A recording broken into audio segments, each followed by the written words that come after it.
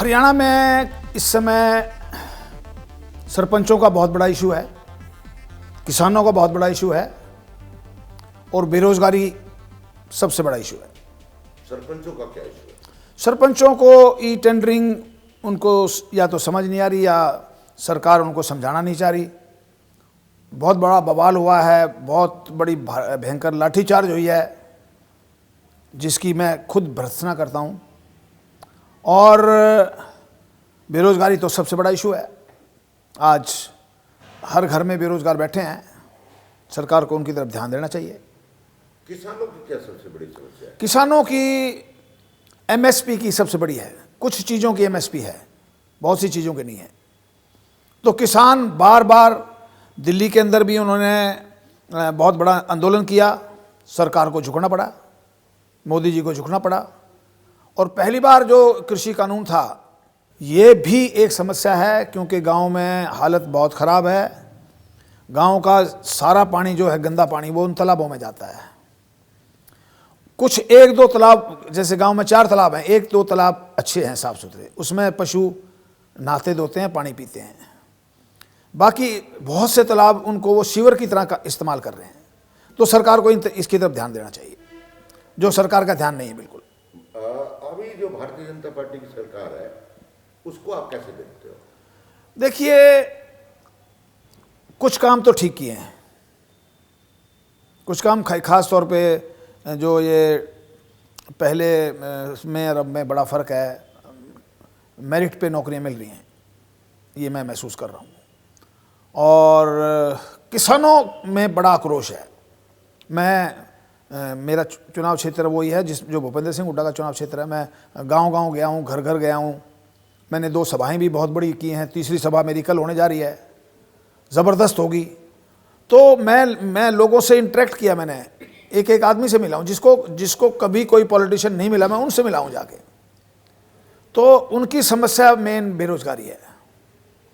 बेरोजगारी की वजह से क्राइम भी बढ़ रहा है, बेरोजगारी की वजह से आत्महत्या भी लोग कर रहे हैं, और बेरोजगारी की वजह से लोगों की शादियां भी नहीं हो रही।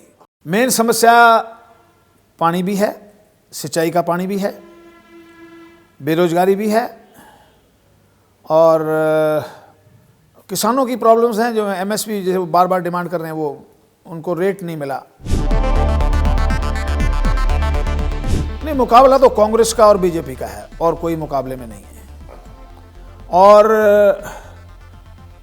पहले मोदी जी के नाम से तो लोग कहते हैं नहीं मोदी जी तो आएंगे, लोगों की बता रहा हूँ मैं, क्योंकि मेरा इंटरेक्शन बहुत ज़्यादा लोगों से है, किसानों से भी है, गरीब आदमी से भी है, समाज के हर वर्ग से है।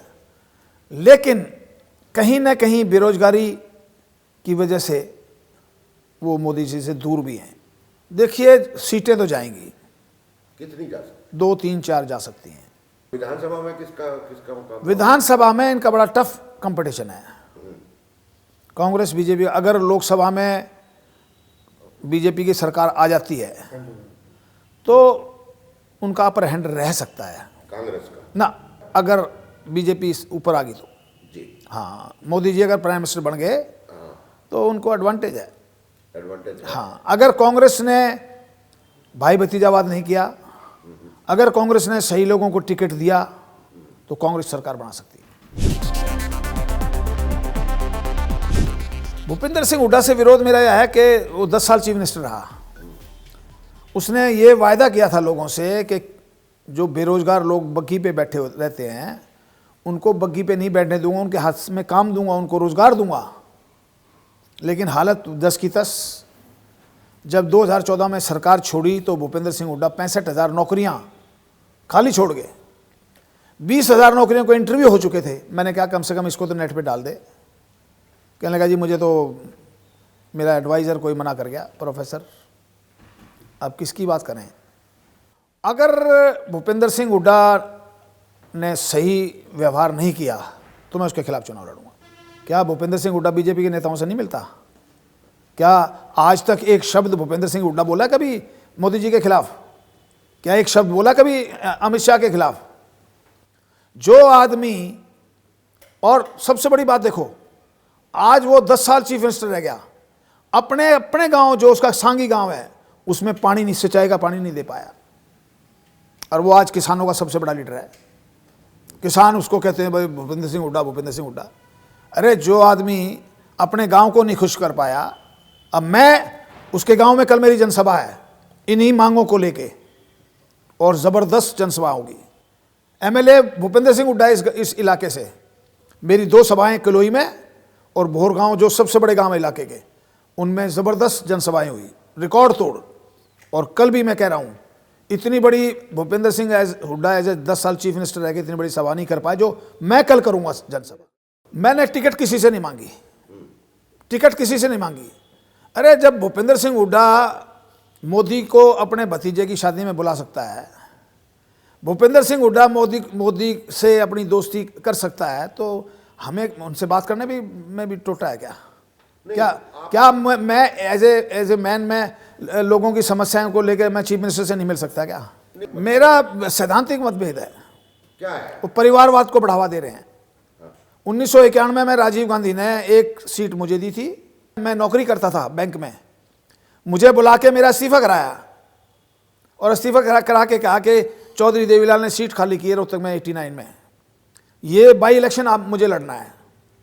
चौधरी भजनलाल मेरे साथ थे, एक मेरा साला मेरे साथ था, चौधरी भजनलाल तो रहे नहीं। तो उसके बाद भी जब टिकट, उसके बाद वो इलेक्शन हाई कोर्ट ने स्टे कर दिया, क्योंकि इलेक्शन पटिशन पेंडिंग थी हरद्वारी लाल की। तो हरद्वारी लाल हाई कोर्ट में गया, उसने कहा जब तक मेरा फैसला नहीं तो आप चुनाव कैसे करा सकते हैं? तो हाई कोर्ट ने कहा बिल्कुल ठीक है, चुनाव नहीं हो सकता।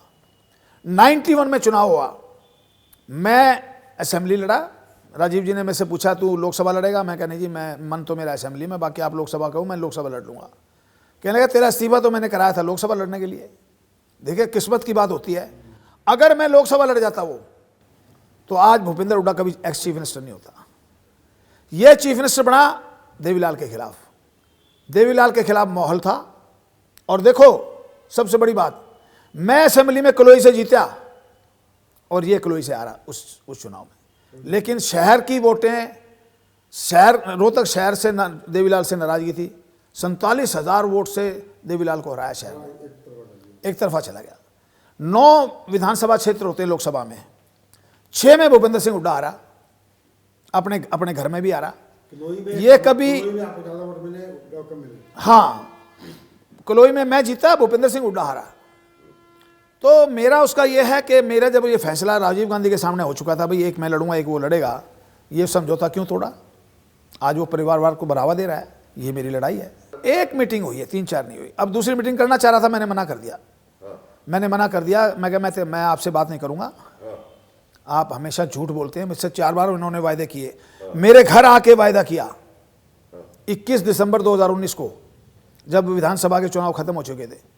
मैंने बुलाया भी नहीं था, मेरे घर आ गया। मुझे पता लगा वो आ रहा है, मैं 20 लोगों को बुला लिया अपने इलाके के। अभी बैठा भी नहीं था, उसने कहा अगला चुनाव बड़ौदा से कृष्ण मूर्ति आपको लड़ना पड़ेगा। मैंने कहा हुड्डा साहब, श्री कृष्ण हुड्डा वहाँ से एमएलए है, 5 बार का एमएलए को कैसे हटा के मुझे आप टिकट दोगे? कहने लगा वो मेरे पास खुद आया था श्री कृष्ण हुड्डा, और उसने कहा कि भाई मैं अब बुढ़ा हो चुका हूँ, मैं अगला चुनाव नहीं लड़ूंगा। तो मैंने कहा चलो ठीक है। और उसके 4 महीने बाद श्री कृष्ण हुड्डा की डेथ हो गई। डेथ के 2 महीने बाद मैं फिर भूपेंद्र सिंह हुड्डा के पास गया। मैं हुड्डा साहब आपने प्रॉमिस किया था, कहता हाँ प्रॉमिस तो किया था भाई मैंने, लेकिन मैं नहीं दे पाऊंगा। मैं क्यों नहीं दे पाओगे? कि जी मेरे पे प्रेशर आ गया गांव के लोगों का कि लोकल आदमी को लड़ाओगे, बाहर के आदमी को हम इलेक्शन नहीं जीतने देंगे। तो मेरे साथ तो एक के बाद एक वादा खिलाफी हुई है, उसकी वजह से मैं भूपेंद्र सिंह हुड्डा के खिलाफ हूँ। और मेरे सगे ताऊ ने 1923 में लाहौर कौंसिल थी, उस समय असेंबली नहीं होती थी, कौंसिल होती थी, और कुछ जमींदार जो अभियाना देते थे उनकी वोटें होती थी। भूपेंद्र सिंह हुड्डा के दादा चौधरी माथूराम नंबरदार को मेरे ताऊ चौधरी टेकराम ने लाहौर कौंसिल के इलेक्शन में हराया। और तो अब आप हुड्डा को हराना चाहते हो, बीजेपी को मदद करना चाहते हो, क्या चाहते हो? देखिए मैं चुनाव लड़ना चाहता हूँ, मेरा चुनाव लड़ने का एजेंडा है।